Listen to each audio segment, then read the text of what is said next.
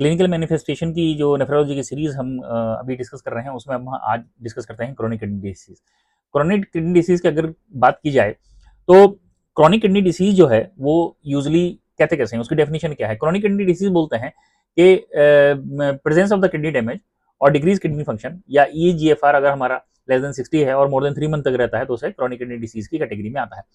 Kidney damage किसे कहते हैं? अगर यूरिन एल्बुमिन क्रिएटिनिन रेशियो जो है वो 30 मिलीग्राम पर ग्राम से ज्यादा है और एक्टिव यूरिनरी सेडिमेंट जो है वो आ रहे हैं, इसके अलावा एबनॉर्मलिटीज हैं बायोप्सी पर और इमेजिंग पर, तो उसे हम किडनी डैमेज बोलेंगे। इसको जो हमें स्टेजेस में डिवाइड करते हैं क्रोनिक किडनी डिसीज को, और ये बेसिकली जीएफआर के बेसिस पर और एल्बुमिन के बेसिस पर, यूरिन में एल्बुमिन कितना आ रहा है उसके बेसिस पर स्टेजिंग में डिवाइड करते हैं। तो इसमें जो जीएफआर के बेसिस पर है वो है स्टेज 1, स्टेज 2, स्टेज 3 है, 3B, और उसके बाद में स्टेज 4 एंड 5। तो अगर स्टेज 1 की बात की जाए तो उसमें जीएफआर यूजुअली एमएल पर मिनट पर 1.73 मीटर स्क्वायर, इस यूनिट में हम जो है वो इसको देखते हैं। तो अगर मान लीजिए स्टेज 1 की बात करते हैं तो अगर जीएफआर मोर देन 90 और साथ में किडनी डैमेज हुआ है तो फिर उसको स्टेज 1 बोलेंगे। स्टेज 2 किसे बोलेंगे? अगर 60 टू 89 है जीएफआर और किडनी डैमेज है तो स्टेज 2 बोलेंगे। स्टेज 3A अगर मान लीजिए जीएफआर 45 से 59 के बीच में है। स्टेज 3B अगर जीएफआर 30 से 44 के बीच में है। स्टेज 4 अगर 15 से 29 के बीच में है। स्टेज 5 अगर जीएफआर लेस देन 15 है। तो ये हमारी जीएफआर के बेसिस पे होगी। एल्बुमिन्यूरिया के बेसिस पे क्या होगी? अगर मान लीजिए 30 मिलीग्राम पर डे से कम अगर एल्बुमिन आ रहा है यूरिन में तो वो स्टेज ए कहलाएगी। उसके बाद में अगर मान लीजिए स्टेज A1 कहलाएगी। उसके बाद में अगर मान लीजिए 30 से 300 मिलीग्राम के बीच में आ रहा है तो वो स्टेज A2 कहलाएगी, और अगर मान लीजिए मोर देन 300 आ रहा है तो वो स्टेज A3 कहलाएगी। तो ये हमारी स्टेजेस होगी क्रोनिक किडनी डिसीज की। उसके अलावा जो हमारी जो स्टेज 3B होती है, स्टेज 4 और स्टेज 5 होती है, उसमें जो है ज्यादा मोर्टिलिटी रिस्क होता है और वो ज्यादा कंसिडर की जाती हैं, हाई रिस्क पेशेंट कंसिडर किए जाते हैं, और उसमें जो है वो मोर्टिलिटी, कार्डियोवास्कुलर मोर्टिलिटी और एंड स्टेज रीनल डिस्क का रिस्क जो है वो हाई होता है। तो इसलिए बेसिकली ये स्टेजेस हमारी वहां पर काम आती हैं।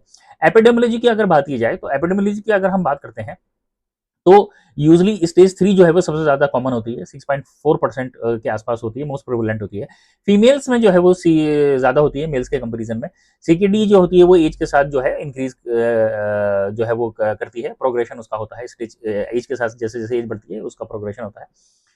उसके बाद में जो less than 10% of the CKD patients होते हैं वो डिसीज के बारे में अवेयर होते हैं, और 57% जो है स्टेज 4 में जो है वो जाकर लोगों को पता चलता है कि ये अवेयरनेस आती है उनको सीकेडी के बारे में, और तब वो थोड़े से कॉशियस होते हैं।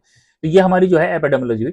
कॉजेज की अगर बात की जाए तो कॉजेज की अगर हम बात करते हैं तो प्रीरीनल कॉजेज हो सकते हैं, इंट्रिंसिक रीनल हो सकते हैं और पोस्ट रीनल कॉजेज हो सकते हैं, और इन सबको जो है डिफरेंशिएट करने के लिए हम जो यूरिनलाइसिस और रीनल अल्ट्रासाउंड का यूज कर सकते हैं। यूरिनलाइसिस एंड रीनल अल्ट्रासाउंड हम यूज कर सकते हैं। तो अब अगर एटियोलॉजी ऑफ सीकेडी इसको हम डिटेल में देखते हैं तो हम सबसे पहले कैटेगरी देखेंगे, फिर देखेंगे क्या पॉसिबल कॉज हो सकता है, यूरिनलाइसिस की फीचर्स क्या आएंगे और रीनल अल्ट्रासाउंड में क्या मिलेगा ये हम देखेंगे। तो अगर प्री रीनल की बात की जाए तो उसमें क्रॉनिक कंजेस्टिव हार्ट फेलियर और क्रॉनिक सिरोसिस ये ज्यादातर आते हैं। इसमें अगर यूरिन का एग्जामिनेशन किया जाए तो मिनिमल प्रोटीन आती है और ब्लेंड सेडिमेंट हमें देखने को मिलेंगे। यूरिन में मिनिमल प्रोटीन मिलेगी और सेडिमेंट जो होंगे वो ब्लेंड होंगे। उसके अलावा अगर वेस्कुलर कॉजेज का देखा जाए तो उसमें जो पॉसिबल कॉजेज हो सकते हैं वो हाइपरटेंशन हो सकते हैं, रीनल वेस्कुलर डिजीज हो सकती है और थ्रोम्बोटिक माइक्रो एंजियोपैथी हमारी हो सकती है। अगर इसमें यूरिनलाइसिस को देखा जाए तो मिनिमल प्रोटीन देखने को मिलेगी और सेडिमेंट जो होंगे वो ब्लेंड होंगे। उसके बाद में अगर ग्लोमेरुलर कॉजेज को देखा जाए तो ग्लोमेरुलर कॉजेज देखने के लिए हमें सबसे पहले जो पॉसिबल कॉजेज देखने होंगे वो होंगे क्रॉनिक ग्लोमेरुलर डिसीजेज जितनी भी हैं वो सबकी पॉसिबिलिटी हो सकती है, और डायबिटीज जो है जो मोस्ट कॉमन कॉज होता है सीकेडी का, ग्लोमेरुलर डिसीज की बात अगर की जाए। प्रोटीन इसमें पॉजिटिव हो सकती है, आरबीसी इसमें पॉजिटिव निगेटिव दोनों हो सकती हैं। अगर रीनल अल्ट्रासाउंड की बात की जाए तो डायबिटीज में और एचआईवी में जो है वो लार्ज किडनीज देखने को मिलेंगी। अच्छा, वेस्कुलर जो कॉजेज में अगर हम अल्ट्रासाउंड देखेंगे तो स्मॉल किडनीज होंगी, लेकिन डायबिटीज को छोड़कर जो है वो ज्यादातर स्मॉल किडनीज हमें देखने को मिलेंगी, जो हमने वेस्कुलर कॉजेज ऊपर डिस्कस किए। तो वेस्कुलर कॉजेज में स्मॉल किडनी मिलेंगी। ग्लोमेरुलर कॉजेज में जो है वो खासतौर से एचआईवी और डायबिटीज मेलाइटिस में जो है लार्ज किडनी मिलेंगी। अब आते हैं ट्यूबलो इंटेस्टिशियल की बात अगर करते हैं तो ट्यूबलो इंटेस्टिशियल में ज्यादातर जो है वो हमारे इनहेरिटेड डिसीज जो है वो पॉसिबल कॉजेज हो सकते हैं। सिस्टिक किडनी डिसीज हो सकती है, पॉलीसिस्टिक किडनी डिसीज होती है, कैकोट हो सकती है, इन्फ्लेटेड डिसीज हो सकते हैं हमारे जो है वो क्रॉनिक ट्यूबुलो इंटेस्टाइनल नेफ्राइटिस जो है वो हमारी डिसीज जो है वो हो सकती हैं। इसमें अगर यूरिनल एसिड देखेंगे तो प्रोटीन 1+ हमें जो है वो मिल सकती है, लेकिन जो यूजली जो प्रोटीन रहती है वो 2 ग्राम पर डे से कम ही रहती है। WBCs मिल भी सकते हैं, नहीं भी मिल सकते हैं। अगर हम अल्ट्रासाउंड कराकर देखेंगे पॉलीसिस्टिक किडनी में तो लार्ज सिस्टिक किडनीज दिखेंगी। डायबिटीज मेलाइटिस में भी लार्ज मिलेंगी। उसके बाद में जो है इन्फ्लेमेटरी डिसीज वगैरह जो होती है उसमें भी लार्ज किडनीज देखने को हमें मिलेंगी। उसके बाद में पोस्ट रीनल की अगर हम बात करें तो इसमें हमारी ऑब्स्ट्रक्टिव यूरोपैथी आ जाएगी, रिटिनोपैरेनल फाइब्रोसिस आ जाएगा। बेसिकली क्या होता है कि जो 30% सीकेडी पेशेंट्स होते हैं ना वो डायबिटीज के होते हैं, 31% जो पेशेंट होते हैं वो हाइपरटेंशन के होते हैं, और 40% जो होते हैं वो कार्डियोवास्कुलर डिसीज के होते हैं। ये जो है 2018 जो US RDS annual data report है उसके अकॉर्डिंग है। 36% जो होते हैं वो सीकेडी के पेशेंट जो होते हैं वो डायबिटीज के होते हैं।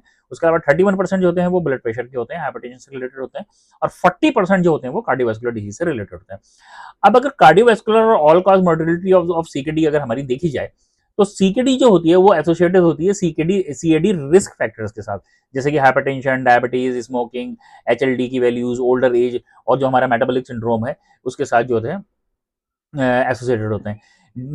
Decrease GFR, increase urine albumin creation ratio जो होती है ये एक इंडिपेंडेंट रिस्क फैक्टर है कार्डियोवास्कुलर मोर्टिलिटी के लिए और ऑल कॉज मोर्टिलिटी के लिए। क्या हो गया हमारा डिक्रीज एक्सपेक्टेड जीएफआर, और उसके बाद में जो है हमारा मान लीजिए यूरिन एल्बुमिन क्रिएशन जो है वो हाई आ रहा है, तो ये इंडिपेंडेंट रिस्क फैक्टर है for all cardiovascular and all cause mortality. CKD का हम ट्रीटमेंट क्या करेंगे जिससे कि प्रोग्रेशन जो है वो हमारा स्लो हो जाए। तो उसमें सबसे पहला आता है कि हम ब्लड प्रेशर और प्रोटीनूरिया का कंट्रोल करेंगे नॉन डायबिटिक सीकेडी में।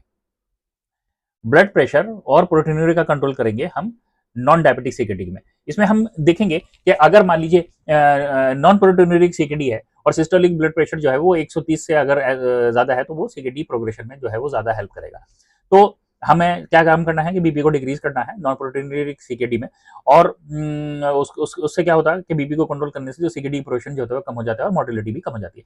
प्रोटीनूरिक जो सीकेडी पेशेंट्स होते हैं हमें बीपी तो कम करना है, और बीपी कम अगर हम करते हैं 110 से 130 के आसपास अगर हम कम कर देते हैं तो सीकेडी का प्रोग्रेशन जो है वो कम हो जाता है।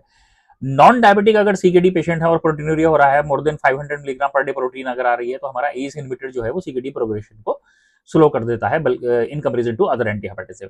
अगर हम रास इनहिबिटर देते हैं तो वो सीकेडी प्रोग्रेशन को कम कर देता है प्रोटीनूरिक पेशेंट में इंडिपेंडेंट ऑफ ब्लड प्रेशर, यानी कि इसमें फिर ब्लड प्रेशर का जो है वो हम नहीं देखेंगे, लेकिन अगर हम उन्होंने रास इनहिबिटर दे रखा है तो सीकेडी की प्रोग्रेशन को कम कर देगा प्रोटीनूरिक पेशेंट में। रास इनहिबिटर सीकेडी प्रोग्रेशन को कम कर देता है प्रोटीनूरिक पेशेंट में। अगर वो एडवांस डिसीज भी है तो उसमें भी ये जो है वो प्रोग्रेशन को कम कर देता है। अगर हम मान लीजिए कॉम्बिनेशन देते हैं एस इनहिबिटर्स और एआरबीज का, तो फिर वो सीकेडी प्रोग्रेशन को कम नहीं कर सकता है और ना ही वो मोर्टिलिटी पर कोई इफेक्ट डालता है इसके कंपेरिजन में, बल्कि सीरियस साइड इफेक्ट्स हमें देखने को मिल सकते हैं। दूसरा आता है blood pressure and proteinuria control in diabetic CKD. अब अगर हम ब्लड प्रेशर और प्रोटीन का कंट्रोल करना चाहें डायबिटिक पेशेंट्स में या डायबिटिक सीकेडी में, तो हम कैसे करेंगे? 10 mm जो मर्करी ब्लड प्रेशर है अगर हम उसको घटा देते हैं तो उसमें जो रीनल फेलियर जो है वो उसके 20% चांसेस जो होते हैं वो कम हो जाते हैं।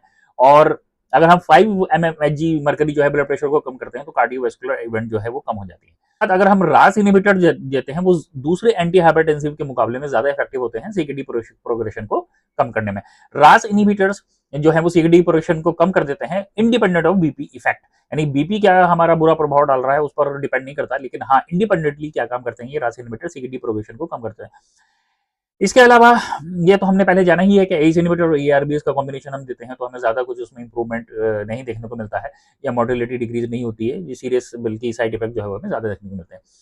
अब आते हैं glycaemic control in diabetic CKD. Type 1 diabetes में जो है वो इंटेंसिव हमें जो है वो ग्लूकोज ट्रीटमेंट करना होता है टू नियर नॉर्मल लेवल्स लाना होता है सीकेडी प्रोग्रेशन को कम करने के लिए, ये एक इंपॉर्टेंट पॉइंट है। टाइप 2 डायबिटीज मेलाइटिस में हम HbA1c जो रीजन में 7% अगर रखते हैं तो सीकेडी का प्रोग्रेशन जो है वो हमारा जो है वो रिटार्ड होता है।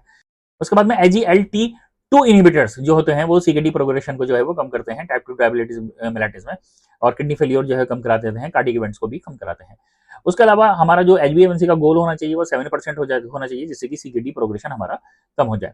और दूसरे ट्रीटमेंट हम क्या काम कर सकते हैं? लो प्रोटीन इंटेक का हम कम कर सकते हैं 0.8 ग्राम पर किलोग्राम पर डे अगर हम कर देते हैं तो उससे जो है डिक्रीज रिलेटेड डेथ होती है हमारी। स्मोकिंग सेसेशन अगर हम कर देते हैं तो उससे सीकेडी का प्रोग्रेशन जो है वो कम होता है।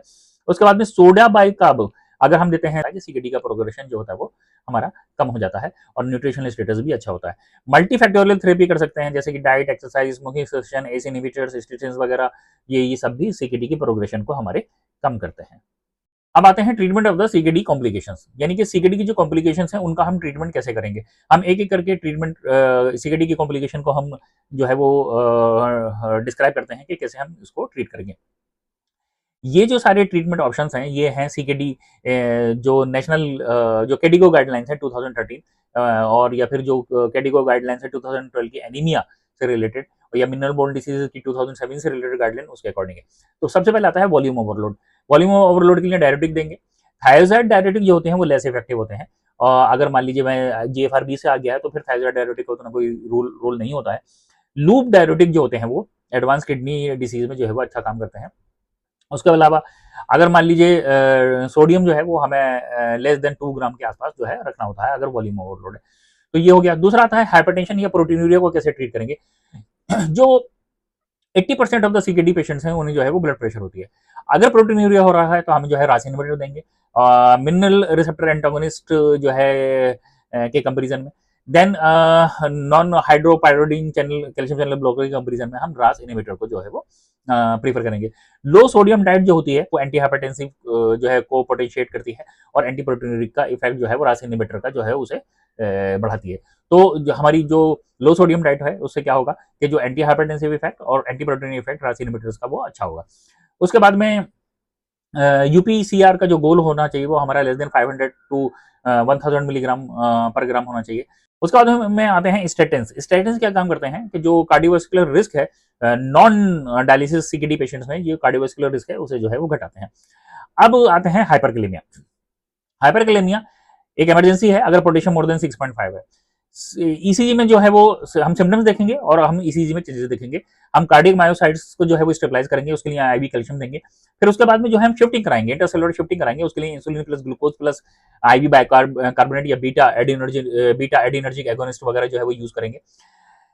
फिर एलिमिनेट करने की कोशिश करेंगे, उसके लिए हम डायरेटिक वगैरह दे सकते हैं, जैसे सलाइन दे सकते हैं, सोडियम पॉलीस्टीरीन सल्फोनेट दे सकते हैं। तो 3 तरीके से करेंगे। सबसे पहले क्या, नंबर 1 मायोसाइट को स्टेबलाइज कराएंगे, नंबर 2 शिफ्ट करेंगे यानी सेल के अंदर शिफ्ट करेंगे और एलिमिनेट करेंगे। तो शिफ्ट करने के लिए insulin plus glucose plus IV bicarb, stabilise करने के लिए मायोसाइट्स को कैल्शियम ग्लूकोनेट हो गया और उसके बाद में शिफ्ट करने के लिए एक हमारा बीटा 2 एडिनर्जिक एगोनिस्ट भी हो गया। उसके बाद में अगर हमने एलिमिनेट करना है बॉडी से तो फिर हम डायरेटिक्स यूज कर सकते हैं, प्लस और माइनस सलाइन भी दे सकते हैं। उसके बाद में सोडियम पॉलीस्टीरीन सल्फेट दे सकते हैं। अगर मान लीजिए पेशेंट जो है वो कोई नॉन ओलिगोरिक है और जो है वो हम सर्जरी प्लान कर रहे हैं तो फिर हमें जो है इसको पोटेशियम को कम करने के लिए लो पोटेशियम डाइट भी लो पोटेशियम डाइट रिकमेंड करेंगे। ऑफेंडिंग एजेंट्स हैं जो है वो उन्हें जो है वो बंद करेंगे। उसके अलावा सोडा बाइकार्ब दे सकते हैं, डायरेटिक दे सकते हैं, कैटायन एक्सचेंजर दे सकते हैं। उसके बाद में जीआई कैटायन एक्सचेंजर दे सकते हैं। जीआई कैटायन एक्सचेंजर्स कैसे क्या क्या होते हैं, उसमें सबसे पहला आता है पेट्रोमर। पेट्रोमर का जो साइड इफेक्ट होता है वो मैग्नीशियम को कम कराता है और दूसरे जो मेडिसिन है उसे जो है वो बाइंड कर लेता है। उसके अलावा सोडियम जिरकोनियम आता है, सोडियम जिरकोनियम साइक्लोसिलिकेट आता है। ये बेसिकली क्या करता है, एक्सचेंजेस सोडियम और हाइड्रोजन और फॉर पोटेशियम, पोटेशियम के लिए सोडियम और हाइड्रोजन को एक्सचेंज कर लेता है। इसका साइड इफेक्ट जो होता है वो एडेमा होता है।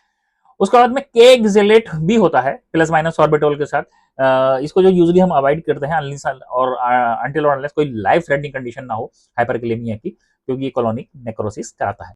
उसके बाद में आता है प्लेटलेट डिसफंक्शन। अब प्लेटलेट डिसफंक्शन बेसिकली क्यों होता है, यूरिमिक टॉक्सिन्स की वजह से हो सकता है, एनीमिया की वजह से हो सकता है, इंक्रीज प्लेटलेट एनोसिंथेसिस वगैरह जो है उसकी वजह से हो सकता है। इसको करेक्ट करना पड़ेगा हमें, क्योंकि अगर मान लीजिए कोई इन्वेसिव प्रोसीजर कर रहे हैं तो ब्लीडिंग करे से जो है वो हमारा रहेगा, जैसे कि किडनी बायोप्सी वगैरह करनी है। ट्रीटमेंट क्या करेंगे, डीडीएवीपी दे सकते हैं 0.3 माइक्रोग्राम पर kilogram IV 1 hour prior to invasive procedure. Heparin free dialysis करेंगे या पेरिटोनियल डायलिसिस जो अगर हमारी हो रही है। उसके बाद में ट्रीटमेंट करेंगे एनीमिया का, मोर देन 10 रखेंगे और उसके बाद में जो है वो हम अगर रेजिस्टेंट ब्लीडिंग है तो हम क्रायो प्रेसिपिटेट जो है कंसीडर कर सकते हैं। अब आते हैं मालन्यूट्रिशन। मालन्यूट्रिशन के लिए बेसिकली क्या होता है कि caused by uraemia related anorexia और डिक्रीज इंटेस्टाइनल अब्जॉर्प्शन होता है और डाइजेशन होता है, क्योंकि प्रोटीन यूरीमिया की वजह से एब्जॉर्ब नहीं हो पाती और मेटाबॉलिक एसिडोसिस भी इसमें पार्ट प्ले करती है। तो हम डाइट को मेंटेन करेंगे विद 30 से 35 जो है वो 30 टू 35 किलो कैलोरी पर किलोग्राम पर डे, या फिर इसमें कैलोरी, ये तो हमारी कैलोरी हो जाएगी, और अगर हमें प्रोटीन देनी हो तो 0.8 टू 1 ग्राम पर किलोग्राम पर डे जो है प्रोटीन हम सजेस्ट करेंगे। एनीमिया को हम कैसे करेंगे? एनीमिया का हम पहले बैकग्राउंड देखेंगे कि अगर डिक्रीज एपीओ प्रोडक्शन होता है किडनी की वजह से, उसके बाद में क्या होता है, यूजली नॉर्मोक्रोमिक नॉर्मोसाइटिक होती है। हीमोग्लोबिन जो होता है वो लेस देन 13 होता है इन मेल्स में और लेस देन 12 होता है इन फीमेल्स में। सीकेडी के साथ जो है एनीमिया का प्रेवलेंस ज्यादा होता है। एनीमिया के लिए हम बेसिकली टेस्ट क्या कराएंगे, उसमें हम आरबीसी इंडिसेस देखेंगे, रेटिक काउंट देखेंगे, आयरन, टीआईबीसी, फेरेटिन, उसके बाद में जो है टीएलसी देखेंगे हम, उसके डिफरेंशियल्स देखेंगे, और उसके बाद में प्लेटलेट देखेंगे, विटामिन बी 12 फॉलेट देखेंगे, एमसीवी देखेंगे। एनीमिया में आयरन का क्या रोल है? आयरन डेफिशिएंसी जो होती है, अगर मान लीजिए टी सेट जो है 20% से कम है और फेरेटिन जो है वो 100 से कम है, तो इसको बेसिकली आयरन डेफिशिएंसी एनीमिया बोलेंगे। ओरल आयरन में हम यूजली 65 मिलीग्राम एलिमेंटल आयरन देंगे वंस अ डे। और उसके बाद में आईवी आयरन में जो है आयरन डेक्सटोन आता है, फेरिक कार्बोक्सी माल्टोज आता है, sodium ferric gluconate complex, ferumoxytol, iron sucrose, ferric pyrophosphate. Anaemia और इरेथ्रोपोइटिन स्टिमुलेटिंग एजेंट्स को हम कैसे एड्रेस करेंगे? बेसिकली हमें पहले एनीमिया का कोई दूसरा कॉज है, जैसे आयरन डेफिशिएंसी है, बी 12 डेफिशिएंसी, फॉलेट डेफिशिएंसी, इसको पहले हम करेक्ट करेंगे ये इरेथ्रोपोइटिन स्टिमुलेटिंग एजेंट जो है वो शुरू करने से पहले। अगर मान लीजिए हम जो है प्री डायलिसिस एनीमिया को जो है वो नॉर्मल हीमोग्लोबिन के पास ले आते हैं, यानी एनीमिया करेक्ट करके हीमोग्लोबिन को नॉर्मल हीमोग्लोबिन के हम आसपास ले जाते हैं, डब्ल्यूपार्टिन देते हैं, तो स्ट्रोक के चांसेस बढ़ जाते हैं। अगर मान लीजिए 10 से नीचे जा रहा है हीमोग्लोबिन, तो फिर हमें ईएसए या इरेथ्रोपोइटिन स्टिमुलेटिंग एजेंट जो है वो हम शुरू कर सकते हैं। गोल क्या रहेगा हमारा हीमोग्लोबिन का? वो हमारा 10 टू 11.5 के आसपास रहेगा। मेलिनेसी में यूजली यूज नहीं कर सकते। सीवियर हाइपरटेंशन में हमें अवॉइड करना चाहिए। रिसेंट एक स्ट्रोक होगा तो हमें इरेथ्रोपोइटिन वगैरह को अवॉइड करना चाहिए। तो मेलिनेसी में, सीवियर हाइपरटेंशन में, उसके बाद में स्ट्रोक में हमें जो है अवॉइड करना चाहिए। 10 टू 11.5 के आसपास हमें हीमोग्लोबिन को रखना चाहिए। सीकेडी एमबीडी बैकग्राउंड अगर देखा जाए तो फास्फोरेटेशन होगा, कैल्शियम कम हो जाएगा, कैल्सिट्रॉल जो है वो कम हो जाएगा, फाइब्रोब्लास्ट ग्रोथ फैक्टर जो है वो इंक्रीज कर जाएंगे, फाइब्रोब्लास्ट ग्रोथ फैक्टर 23। फास्फोरेटेशन जो है वो पीटीएच को जो है इंक्रीज करा देगा, और उसके बाद में कैल्सिट्रॉल को कम कर जाएगा, करा देगा, और ईजीएफआर जो है वो लेस देन 60 है। उसके बाद में हाइपर फास्फोरेटीमिया जो है वो काफी सिग्निफिकेंट हो जाएगा अगर जीएफआर जो है वो लेस देन 30 है। सीकेडी एमबीडी का हम ट्रीटमेंट क्या करेंगे? सीकेडी एमबीडी का जो हम ट्रीटमेंट करेंगे तो हम उसमें serial phosphorus, calcium and IPT level कराएंगे, फास्फोरस बाइंडर्स देंगे। उसके अलावा नॉन कैल्शियम फास्फोरस बाइंडर्स को हम प्रीफर करेंगे कैल्शियम बेस्ड फास्फोरस बाइंडर्स के ऊपर। अगर आईपीटी बढ़ रहा है तो हम फास्फोरस को करेक्ट करेंगे, कैल्शियम को करेक्ट करेंगे, कैल्शियम अगर लो है तो उसे करेक्ट करेंगे, और विटामिन डी अगर कम है तो उसे करेक्ट करेंगे। तो ये हुआ हमारा सीकेडी एमबीडी का ट्रीटमेंट।